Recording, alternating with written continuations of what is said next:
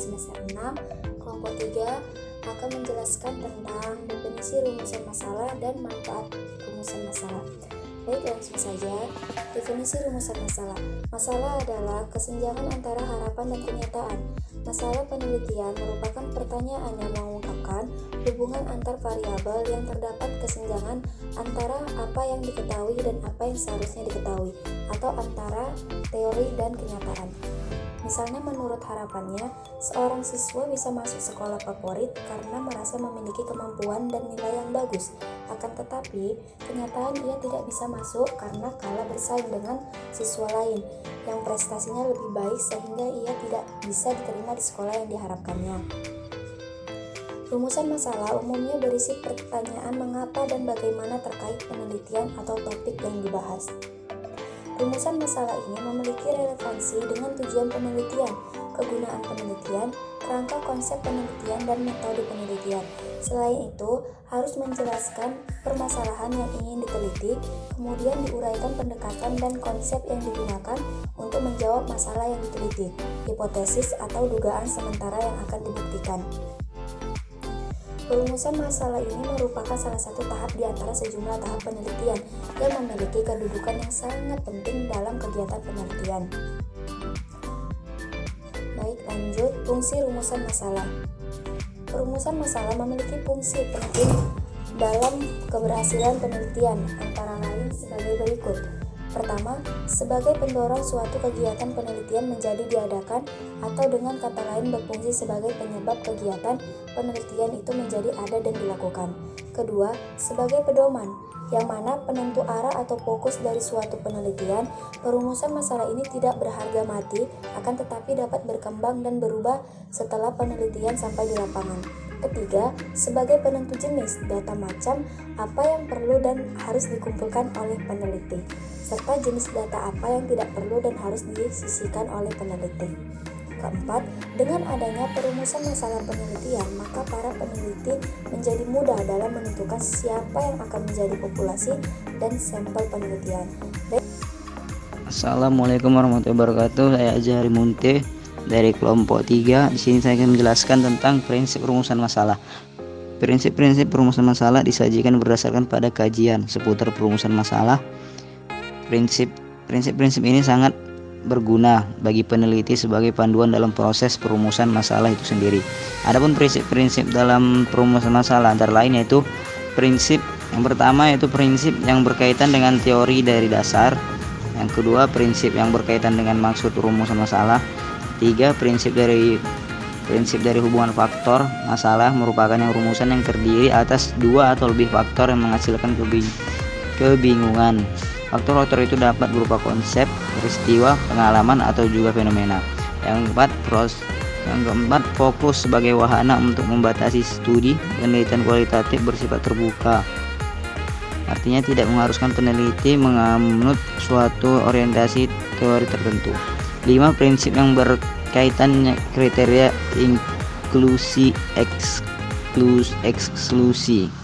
Yang keenam, prinsip berkaitan dengan bentuk dan cara perumusan masalah. Ada 3 bentuk perumusan, yaitu secara diskusi, secara profesional, dan secara gabungan. Lanjut, yang ketujuh, prinsip sehubungan dengan posisi perumusan masalah. 8. Prinsip yang berkaitan dengan hasil kajian perpustakaan. Oke, selanjutnya kita akan membahas tentang kriteria perumusan masalah. Nah, kriteria perumusan masalah ini terbagi menjadi 3 bagian, di mana kriteria ini diharapkan dapat dipenuhi dalam perumusan masalah penelitian. Kriteria yang pertama ialah perumusan masalah ini berwujud kalimat tanya, atau bisa juga dikatakan bersifat kalimat interrogatif. Kemudian kriteria yang kedua ialah masalah penelitian bermanfaat atau yang berhubungan dengan upaya pembentukan dan perkembangan teori yang diharapkan dapat memberikan sumbangan teoretik. Kriteria yang ketiga ialah suatu perumusan masalah dikatakan baik apabila dirumuskan di dalam konteks kebijakan pragmatis yang sedang aktual sehingga pemecahannya menawarkan implikasi kebijakan yang relevan dan dapat diterapkan secara nyata bagi proses pemecahan masalah bagi kehidupan manusia. Nah, selain kriteria yang tadi, ada juga beberapa ciri-ciri masalah yang baik. Ini dijelaskan oleh Kerlinger pada tahun 1973, Whitney pada tahun 1969, dan Trilis pada 1958, yakni sebagai berikut.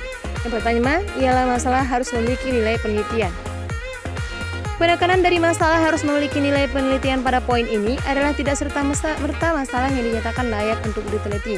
Akan tetapi maksudnya adalah memiliki nilai penelitian, masalah yang terbarukan dari atau masalah yang relevan dengan kebutuhan dan perkembangan dari ilmu pengetahuan. Hal ini pun ketika peneliti mampu menganalisis dari asas beberapa hasil penelitian yang telah diteliti sebelumnya. Yang kedua ialah masalah harus mempunyai visibilitas. Yang ketiga, masalah harus sesuai dengan kualifikasi peneliti. Realitas yang terjadi adalah ada banyak peneliti yang melakukan penelitian yang bukan pada basic keilmuannya. Nah, bisa kita ambil contoh seperti peneliti dengan kualifikasi keilmuannya pada matematika, namun melakukan penelitian di bidang ekonomi atau sosiologi. Nah, dalam hal ini, masalah yang dipilih sekurang-kurangnya adalah menarik bagi si peneliti dan harus sesuai dengan kualifikasinya. Artinya, dalam penjelasan ini adalah minimal peneliti harus memperhatikan kemampuan dalam meneliti demi untuk menghindari hasil penelitian yang tidak akurat dan relevan. Nah, tadi itu ialah kriteria dan ciri-ciri masalah yang baik. Sekarang kita akan bahas tentang bentuk-bentuk rumusan masalah dalam penelitian. Menurut Sugiono pada tahun 2009, bentuk rumusan masalah dalam penelitian dikelompokkan menjadi 3 bagian, yakni rumusan masalah deskriptif, rumusan masalah komparatif, dan rumusan masalah asosiatif. Ada baiknya kita bahas satu persatu. Yang pertama ialah rumusan masalah deskriptif. Nah, rumusan masalah deskriptif merupakan rumusan masalah penelitian yang berhubungan dengan variabel mandiri yang tidak ada perbandingan atau hubungan. Rumusan masalah ini bertujuan untuk mendeskripsikan masalah apa yang ingin dicapai dalam sebuah penelitian. Kemudian yang kedua, rumusan masalah komparatif. Rumusan masalah komparatif merupakan rumusan masalah yang ingin membandingkan variabel satu dengan yang lain. Nah, masalah ini terdapat perbandingan atau perbedaan dari variabel yang akan diukur atau dari kelompok sampel yang berbeda. Kemudian yang ketiga, rumusan masalah asosiatif. Rumusan masalah asosiatif merupakan rumusan masalah penelitian yang ingin menghubungkan 2 variabel dalam penelitian. Nah, masalah ini terdiri dari hubungan simetris, hubungan kasual, dan hubungan interaktif. Hubungan simetris mempunyai sifat kesamaan, bukan sebab akibat atau saling mempengaruhi. Materi yang terakhir adalah cara membuat rumusan masalah dalam penelitian kualitatif. Nah, perumusan masalah atau pertanyaan penelitian itu merupakan tahap akhir dari penemuan setelah peneliti memilih bidang dan pokok masalah yang ditelitinya. Kriteria penelitian yang baik itu menghendaki rumusan masalah atau pertanyaan penelitian itu jelas dan tidak ambigu, agar memudahkan peneliti dalam menentukan konsep-konsep teoritis yang ditelaah dan memilih metode pengujian data yang tepat. Masalah penelitian sebaiknya dinyatakan dalam bentuk pertanyaan yang mengekspresikan secara jelas hubungan antara 2 variabel atau lebih. Rumusan masalah dalam suatu penelitian dapat berupa lebih dari 1 pertanyaan. Biasanya dalam penelitian, masalah yang sudah ditemukan itu perlu dipertajam dengan melakukan perumusan masalah agar pokok permasalahan menjadi lebih jelas. Rumusan masalah menjelaskan judul penelitian dan sebagai dasar pembuatan desain penelitian. Relevansi dari masalah yang diteliti dapat diketahui berdasarkan perumusan masalah yang juga harus ditekankan urgensi masalah tersebut. Nah, setelah masalah itu diidentifikasi dan dipilih, maka tahap selanjutnya adalah dirumuskan. Perumusan masalah itu merupakan titik tolak bagi perumusan hipotesis nantinya. Dan dari rumusan masalah juga dapat menghasilkan topik penelitian atau judul dari penelitian. Pada umumnya, rumusan masalah itu dilakukan dengan kondisi yang pertama, masalah biasanya dirumuskan dalam bentuk pertanyaan. Yang kedua, rumusan hendaklah jelas dan padat. Yang ketiga, rumusan masalah itu harus berisi implikasi adanya data untuk memecahkan masalah. Yang keempat, rumusan masalah mengandung hubungan 2 variabel atau lebih, atau untuk penelitian komparatif dan asosiatif. Yang kelima, rumusan masalah berorientasi pada suatu teori tertentu. Yang keenam, rumusan masalah harus merupakan dasar dalam membuat hipotesis. Dan yang terakhir adalah masalah itu harus menjadi dasar bagi judul penelitian. Perumusan masalah di sini adalah konteks penelitian yang mengarahkan pelaksanaan dan pencapaian tujuan penelitian. suatu penelitian yang hanya memiliki satu masalah saja itu tidak cukup. Maka peneliti itu harus menerjemahkan masalah ke dalam pertanyaan-pertanyaan dari penelitian yang baik. Nah, menurut Sumadi, tidak ada aturan umum dalam merumuskan masalah, tetapi akan lebih baiknya bila dilakukan seperti perumusan masalah itu hendaknya dalam bentuk kalimat tanya, perumusan masalah hendaknya padat dan jelas, perumusan masalah berhubungan dengan dua variabel atau lebih, dan yang terakhir itu perumusan masalah hendaknya memberikan petunjuk kemungkinannya mengumpulkan data untuk menjawab pertanyaan-pertanyaan yang dibuat dalam masalah tersebut.